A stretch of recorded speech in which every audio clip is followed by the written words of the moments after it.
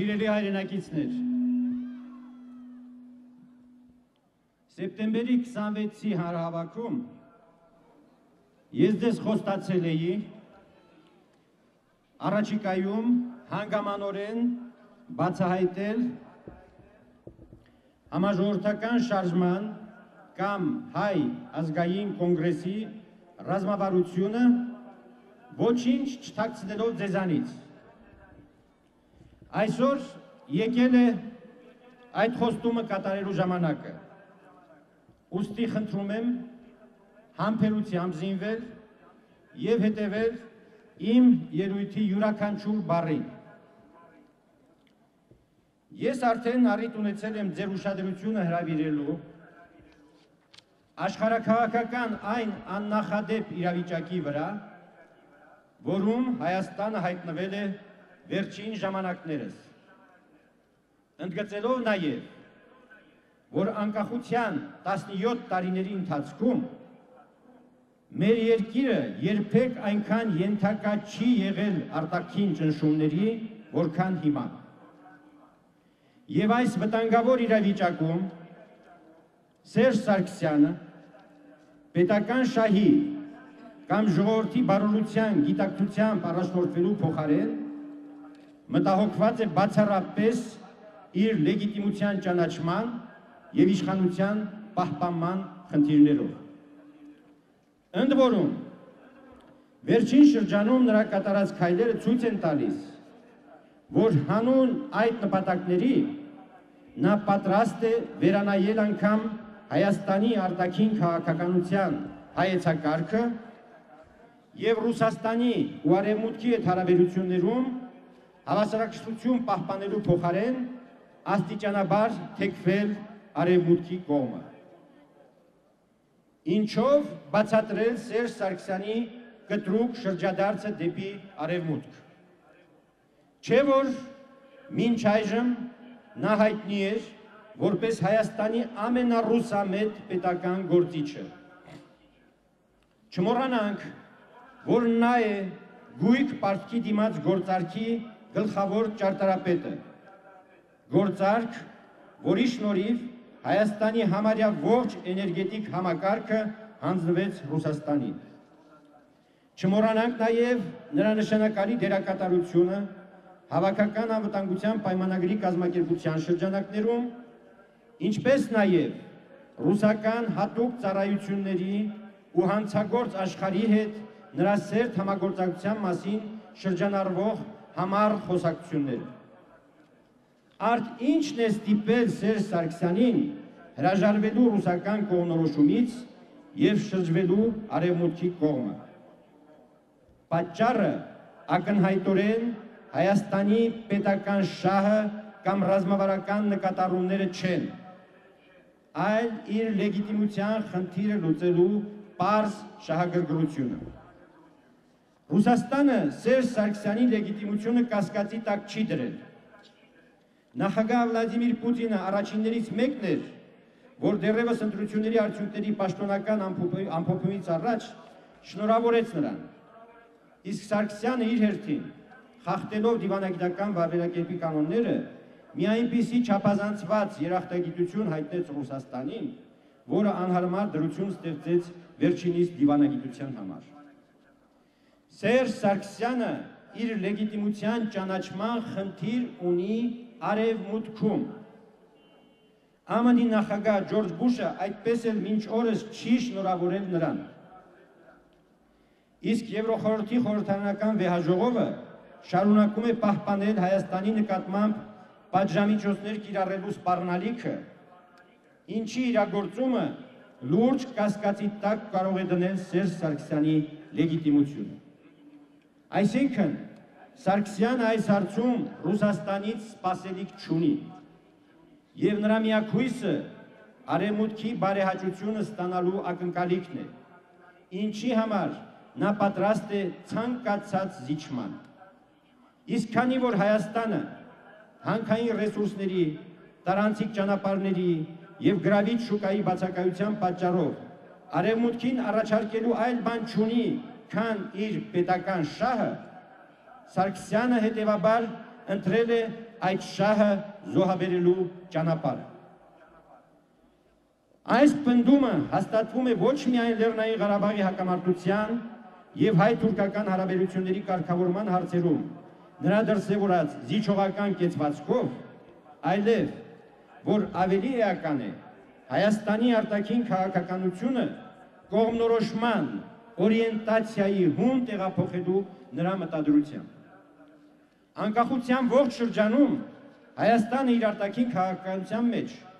ձգտել է առաջնորդվել Ռուսաստանի եւ Արևմուտքի հետ հավասարաչափ հարաբերությունների հաստատման սկզբունքով, որդեգրելով հանդերձ ժողովրդավարության, ազատականության, շուկայական տնտեսության արևմտյան արժեքները, Հայաստանը չի ենթարկվել Արևմուտքի միակողմանի քաղաքական ազդեցությանը։ Սերտ տնտեսական եւ ռազմական հարաբերություններ ունենալով Ռուսաստանի հետ, Հայաստանը այնուամենայնիվ չի դարձել վերջինիս քաղաքական արբանյակը։ Այսինքն Հայաստանը փորձել է լինել ոչ ռուսամետ, ոչ էլ արևմտամետ, այլ առաջնորդվել է բացառապես սեփական ազգային շահերով։ Իմ նախագահության օրոք նման դիրքորոշումը կոչվում էր բալանսավորման կամ հավասարակշռման քաղաքականություն։ Քոչարյանի օրոք կոմպլեմենտարիզմի կամ փոխլրացման քաղաքականություն, որոնց տարբերությունը սոսկ տերմինաբանական է։ Սերժ Սարգսյանը արդ կտրուկ կերպով խախտում է իրերի այս դրվածքը եւ առաջնորդվելով բացառապես սեփական շահերով փորձում է սիրաբանել Արևմուտքի հետ։ Ես ավելորդ եմ համարում գնահատել ռուսական կամ արևմտյան կողմնորոշման առավելությունները կամ թերությունները, որովհետև վտանգավոր եմ համարում ցանկացած քաղաքական կողմնորոշում։ Դրանում ինձ նախ եւ առաջ համոզում է հայ ավանդական քաղաքական մտքի փորձը, որը աղետալի հետևանքներ է ունեցել Հայաստանի համար։ Վերջին հաշվով կողմնորոշման արատավոր քաղաքականության արդյունքն են թե հայ ժողովրդին բաժին ընկած ցեղասպանությունը, թե Հայաստանի առաջին հանրապետության կրած տարածքային կորուստները։ Դրանում ինձ համոզում է նաև այսօրվա իրականությունը։ Մեր աչքի առջև Վրաստանի որդեգրած արևմտյան կողմնորոշումը այդ երկիրը կանգնեցրեց ազգային աղետի առջև, ինչից նա կարող էր խուսափել Ռուսաստանի հետ հավասարակշիռ հարաբերություններ ունենալու պարագայում։ Արևմուտքը համերաշխության դատարկ ցույցերից ու հոխորտալից հակառուսական հայտարարություններից բացի ոչնչով չկարողացավ օգնել իր հավատարիմ կրտսեր դաշնակցին։ Կողմնորոշման քաղաքականությունը այսօր մեզ համար ունի ոչ թե տեսական կամ վերացական նշանակություն, այլ չափազանց կոնկրետ եւ գործնական բովանդակություն։ Երես թեքելով Ռուսաստանից եւ լիովին ապավինելով Արևմուտքին, հանձինս Ամերիկայի Միացյալ Նահանգների եւ նրա դաշնակից Թուրքիայի, Սերժ Սարգսյանը փաստորեն վերջիններիս է վստահում Հայաստանի արտաքին քաղաքականության ամենահանգուցային խնդրի Ղարաբաղյան հակամարտության միակողմանի կարգավորումը։ Նման եզրակացության հիմք է տալիս այն իրողությունը, որ Արևմուտքը ակնհայտորեն ջանում է Ռուսաստանը դուրս մղել Ղարաբաղյան կարգավորման գործընթացից։ Դրա ամենավառ արտահայտությունն են ինչպես արևմտյան դիվանագետների թափանցիկ ակնարկները, այնպես էլ Ղարաբաղի հարցով հայ-թուրք-ադրբեջանական եռակողմ բանակցությունների անցկացման փաստը եւ մանավանդ Թուրքիայի կողմից Մինսկի խմբի համանախագահությունը ստանձնելու հնարավորությունների վերաբերյալ պտտվող խոսակցությունները։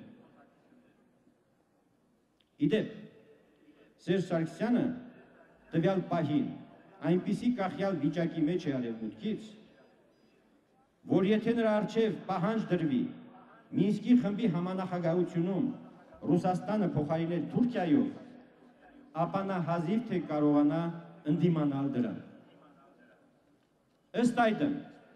այսօր վտանգի տակ է Մինսկի խմբի գոյությունը, որը 16 տարի շարունակ եղել է Լեռնային Ղարաբաղի հարցի լուծման միակ միջազգային մեխանիզմը։ Իր բոլոր թերություններով հանդերձ Մինսկի խումբը Արևմուտքի եւ Ռուսաստանի հավասարաչափ ներկայացվածության եւ մասամբ նաեւ նրանց միջև գոյություն ունեցող մրցակցության շնորհիվ մեզ համար եղել է Ղարաբաղյան հակամարտության կարգավորման հարմարագույն կամ օպտիմալ ձևաչափը։ Պատահական չէ, որ Ադրբեջանը ջանք չի խնայել Մինսկի խմբի գործունեությունը վարկաբեկելու եւ Ղարաբաղի հարցը միջազգային այլ ատյաններ տեղափոխելու ուղղությամբ։ Դժբախտաբար այդ ձևաչափի խախտման եւ դրանից Ռուսաստանի դուրս մղման վտանգը միանգամայն իրական է, քանի որ վերջինս ամբողջապես զբաղված լինելով Վրաստանի իրադարձությունների առթիվ ծագած միջազգային ճգնաժամի հաղթահարմամբ հազիվ թե կարողանա ինչ-որ կերպ դիմակայել Ղարաբաղի հարցում Արևմուտքի դրսևորած ակտիվությանը։ Ինքնըստինքյան հասկանալի է, որ Արևմուտքի ջանքերով Ղարաբաղյան հակամարտության միակողմանի կարգավորման պարագայում Ռուսաստանը դուրս է մնալու նաև տարածաշրջանում տեղակայվելիք խաղաղարար ուժերի կազմից։ Իսկ դա նշանակում է այսօր Կովկասում Ռուսաստանի ազդեցության եթե ոչ լիակատար վերացում, ապա զգալի թուլացում, ինչը հղի է աշխարհաքաղաքական անկանխատեսելի հետևանքներով, ինչպես օրինակ Հայաստանի եւ Ադրբեջանի անդամակցության դադարեցումը ԱՊՀ-ի, ռուսական ռազմակայանի եւ սահմանապահ զորքերի դուրս բերումը Հայաստանից եւ այլն։